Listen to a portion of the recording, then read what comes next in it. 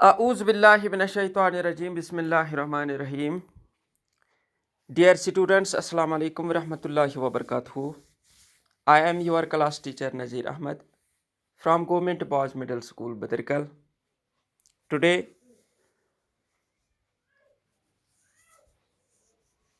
I will share class 7th subject English, and today's topic is Sympathies Lecture 2.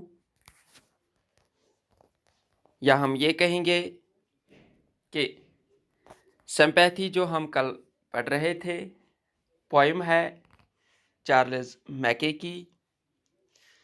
तो बहुत ही खूबसूरत अंदाज के साथ चार्ल्स मैके ने हमें एक डिस्क्रिप्शन दी है सिंपैथी की,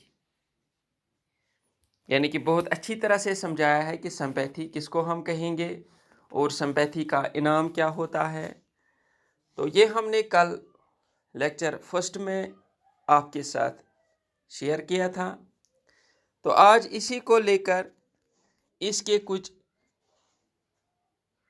रिलेटेड क्वेश्चंस मैं आपके साथ शेयर करना चाहता हूं।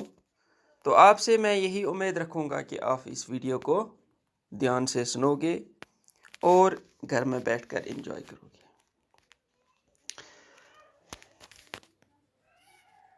तो प्यारे बच्चों, जैसा कि आपने कहा कि चार्ल्स मैकी की ये खूबसूरत पोएम है सिंपैथी। तो आज जो हमारा टॉपिक होगा वो होगा इसी रिलेटेड, यानी कि reading is fun. Reading is fun. तो रीडिंग करते करते हम इसमें बहुत सी बातें, बहुत से प्रिंसिपल्स सीख जाते हैं, राइट्स सीख जाते हैं कि हमारे ऊपर क्या क्या जिम्मेदारी होती है, तो हम इन जिम्मेदारियों को कैसे निभाएंगे। तो इसमें कुछ क्वेश्चंस है related to the poem that is sympathy.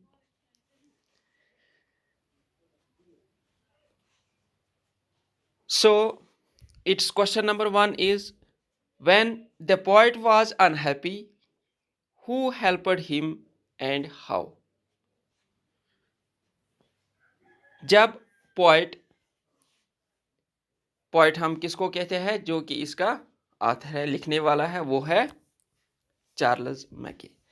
तो जब पोएट अनहैप्पी था, अनहैप्पी मीन्स नाखुश, डिस्ट्रेस्ड, परेशान। Who helped him and how, किसने इसकी मदद की और कैसे मदद की।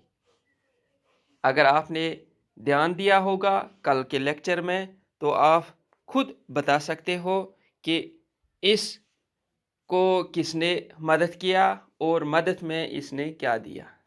ठीक है, तो यहाँ पे आप इसका आंसर सुन लीजिए। When the poet was unhappy, a rich man helped him by giving him the gold.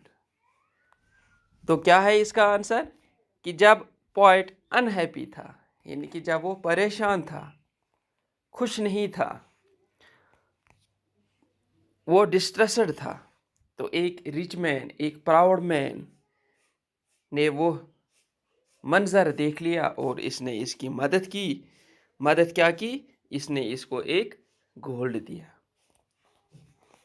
यानी कि गोल्ड मीन्स एक ज्वेलरी है जो बहुत ही कीमती होती है। तो इसने इसको एक गोल्ड दी, जिसकी वजह से इस पुअर मैन की जो वो अनहैप्पीनेस थी वो दूर हो गई। ठीक है, next question number 2, when and how did the pay the rich man back. कैसे और किस तरह, कब और किस तरह इस गोल्ड को अब ये पुअर मैन वापस करना चाहता है। तो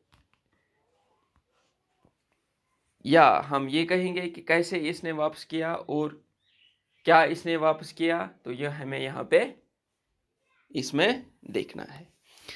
When the poet was happy, and his sorrow ended, he paid the rich man back the gold that he had given him. जब इस पोअर मैन की ख्वाहिश पूरी हो गई, तब इसको यह गोल्ड वापस देना था। ठीक है, तो इसकी जो मजबूरी थी वो भी पूरी हो गई, और इसने फिर रिच मैन को क्या किया वो आपने कल सुन लिया कि रिच मैन जब कहीं पे चल रहा था तो फिर इस पुअर मैन ने उसकी बहुत सी मदद की, यानी कि उसका जो सर था वो दबा लिया। दर्द के मारे इस रिच मैन का सर बहुत ही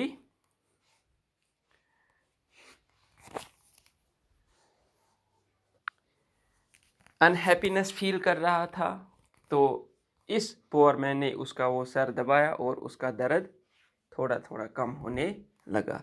फिर रात भर उसकी खिदमत की। तो ये था वो जो इस पुअर मैन ने इस रिच मैन के लिए किया। Next question, question number 3, how did the poor man show his sympathy to the poet. तो यही जो मैं आपके साथ अभी शेयर कर रहा था, तो यहाँ पे कहते हैं कि किस तरह इस पुअर मैन ने अपनी सिंपैथी इस रिच मैन के साथ दिखाई। तो आपको याद होगा कि इसने कैसी इसके साथ ये सिंपैथी दिखाई। The poor man bound his head and give him bread and then he took care of him day and night. तो इस पुअर मैन ने कैसे इसको अपनी सिंपैथी दिखाई, अपनी हमदर्दी दिखाई। तो इसने इसकी देखभाल पूरे रात भर की। खाने में इसने इसको ब्रेड दिया, और सर में दर्द था तो फिर उसका वो सर दबाने लगता। ठीक है, तो फिर दिन और रात इसकी देखभाल की, जिसकी वजह से वो रिच मैन एक फिर से उसी पोजीशन में आ गया जैसे वो नॉर्मल था। Next, question number 4, the poet could not pay back to the poor man, why. अब यहाँ पे सवाल होता है कि पोएट इसने वो वापस नहीं किया है जो इसने लिया था। क्यों नहीं वापस किया, क्यों नहीं वापस किया? यानी कि पोएट ने एक गोल्ड लिया इस रिच मैन से। उसमें एक शर्त थी कि जब उसकी वो अनहैप्पीनेस, जो उसकी वो मजबूरी थी, वो जब दूर हो जाएगी तो तब इसको ये गोल्ड वापस करना था। लेकिन यहाँ पे कहते हैं कि उसने वापस नहीं किया। क्यों नहीं किया? क्योंकि आपने कल भी पढ़ा है कि इसके बदले, यानी कि इसका जो आंसर है वो ये है, the poor man showed sympathy to the poet and sympathy can not be paid back like gold और मनी। तो जैसे इस पुअर मैन ने सिंपैथी दिखाई किसको? रिच मैन को। इसकी बहुत देखभाल की, पूरे रात भर इसके लिए जागता रहा और सर दबाता रहा, पैर दबाता रहा। तो फिर इस रिच मैन ने गोल्ड लेने से इनकार किया। तो वहाँ पे उन्होंने कहा कि जो आपने मेरे लिए ये सिंपैथी दिखाई वो इस गोल्ड या मनी से बहुत ही ऊंचा उसका दर्जा है। तो इसके एवज में मैं आपके ये गोल्ड या मनी नहीं लेना चाहता हूँ। Why is sympathy said to be heavenly? ये क्वेश्चन नंबर 5 है।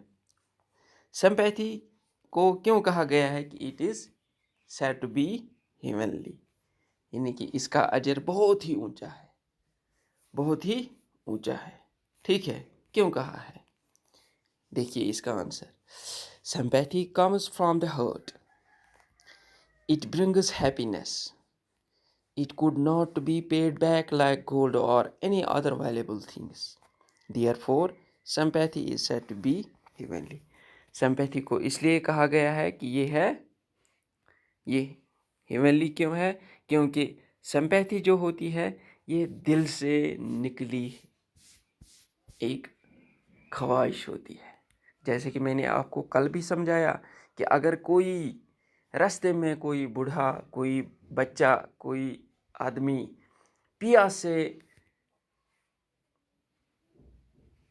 मर रहा होगा, तो अगर आप उसको देखोगे तो आपके दिल में ये तमन्ना जाग उठेगी कि मैं इसको एक पानी का गिलास पिला दूँ।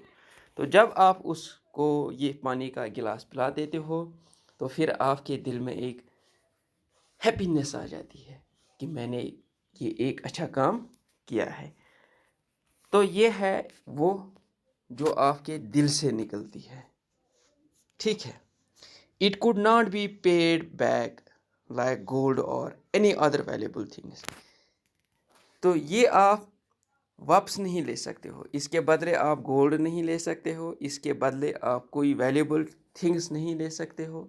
जैसे कि आपने इसको पानी पिलाया, फिर वो आपको एक 100 रुपीज़ देगा या 200 रुपया देगा या 500 रुपया दिया और कुछ देगा, चलो ये लो भैया आपने मुझे पानी का गिलास पिलाया, ये इसका यूज़ है। तो इसका अजर ये नहीं है, बल्कि इसका अजर बहुत है जो हमें जन्नत में मिलेगा, जो हमें जन्नत में मिलेगा। तो इसीलिए इसको कहा गया है कि sympathy is said to be heavenly, ठीक है।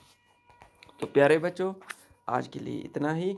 कल इंशाअल्लाह आपके साथ फिर मुलाकात होगी, कोई और लेक्चर आपके साथ शेयर करने के लिए ले आऊँगा। तो कल तक दीजिए इजाज़त। खुदा हाफिज़।